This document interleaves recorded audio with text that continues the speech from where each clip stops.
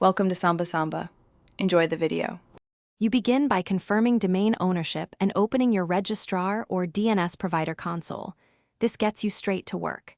Next, choose whether to use the registrar's DNS or an external provider. Pick one and note the name servers, because you will point the domain there. Once done, decide which records you need first. Typically an I or A for the host, and a CNAME or MX if email is required. Make sure to save changes as you create each record, so nothing is lost. You now add the core DNS records.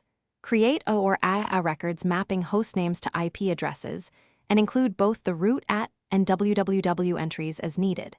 Then add CNAME records for aliases and MX records for mail, setting priorities with integers so mail routes correctly. Remember to set TTL values according to how quickly you may change things, lower TTL for testing, higher TTL for production. After entering each record, double-check for typos. You finish by verifying that the DNS changes resolved. Run dig or ENS lookup against the authoritative name servers, then test from different networks to confirm global propagation. Make sure to flush local DNS and browser caches. Sometimes an ISP cache will delay results, so be patient. If something fails, recheck the exact record values and ensure the domain's name servers match the provider. One key troubleshooting tip. If records look right but resolution fails, lower the TTL, fix the record, and then flush caches.